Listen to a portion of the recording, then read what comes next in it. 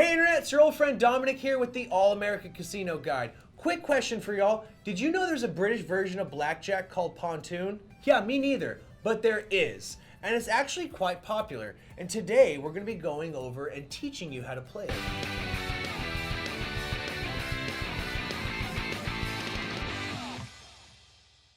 Pontoon is a descendant of the ancient game 21, which of course is also the ancestor of blackjack. The games are quite similar in many ways, but there are a few differences that make them unique in their own ways.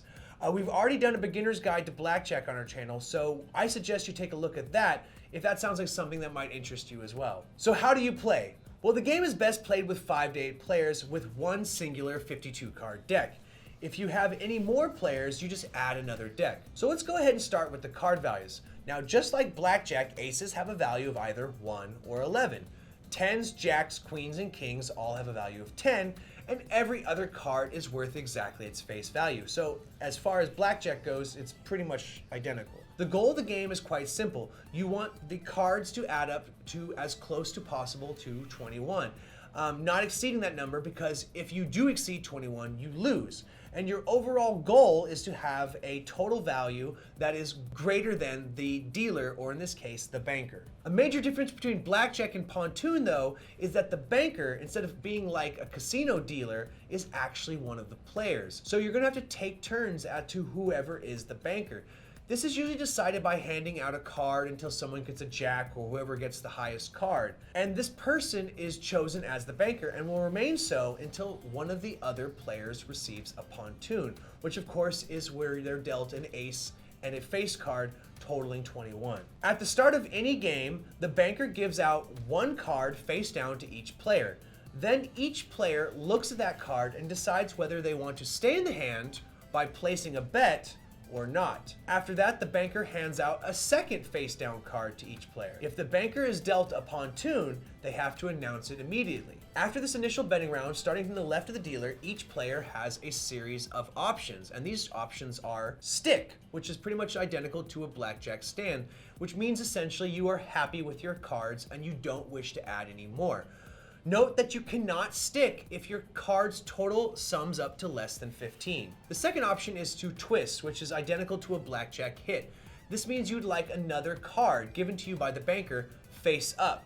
Now this is free. You can do this as many times as you wish, as long as your total number of cards is less than or equal to 5. The other option is to buy a card, meaning you'd like the banker to give you another card, but this one face down.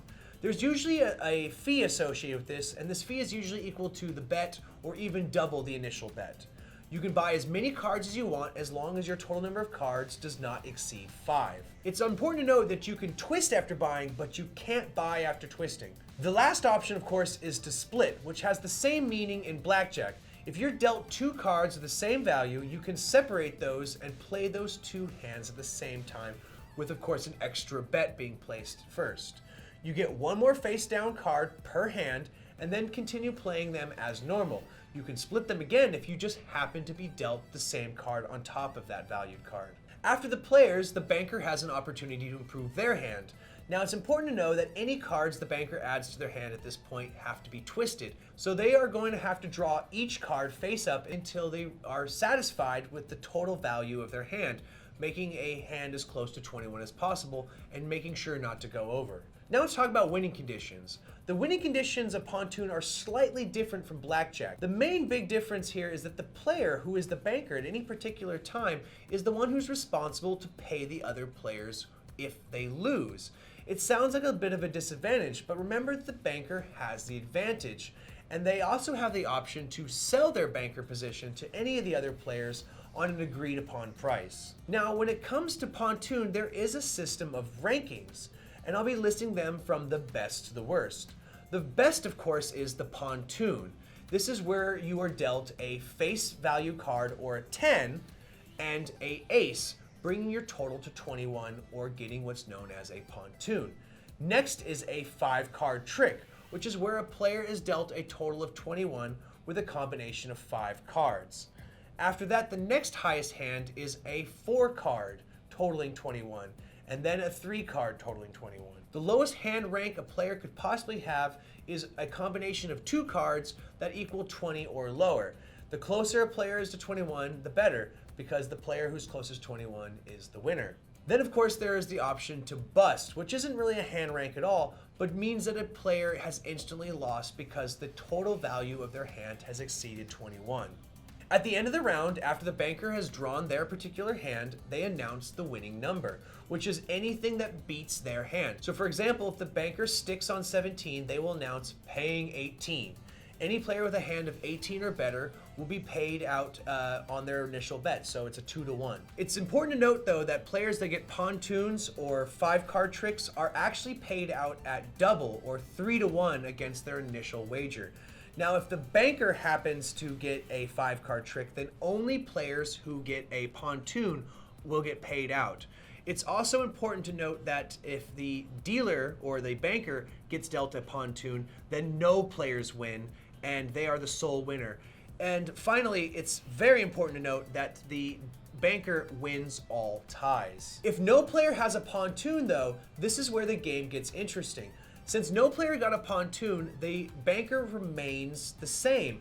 And in fact, they gather up all the cards at the table and they put them directly at the bottom of the deck. No shuffling. This is so the players can remember what has already been played and they'll be able to somewhat strategize their next move. If the banking position moves to someone else though, meaning that one player got a pontoon, then the deck of course is shuffled. One thing that's worth mentioning though is that pontoon is pretty interchangeably the British word for blackjack. And in fact, if you ever sit down at a UK-based casino at a pontoon table, you might actually just be playing that game. The version we described here in this video is a much less common version of the game, but it is the original version of the game, and we thought we should stick to the game's origins. The game is very popular in countries such as Australia, Malaysia, Singapore, Tasmania, and of course the UK. But what's important to note is that each of those countries have their own versions of the game, and there's too many for us to cover in this particular video, so we're going to make a video in future to cover those variations. If that's something that might interest you, leave a comment down below. So that pretty much wraps up my tutorial on Pontoon, which of course is just the British version of blackjack. Let me know how I did in the comments down below if you have any questions, comments, concerns, or any Pontoon stories of your own. Remember to clickety-clack that like button, pound that red subscribe button, and ring-a-ding-ding that notification bell. My name is Dominic. This has been the All-American Casino Guide. Wishing you luck and reminding you as always, keep calm and play responsibly.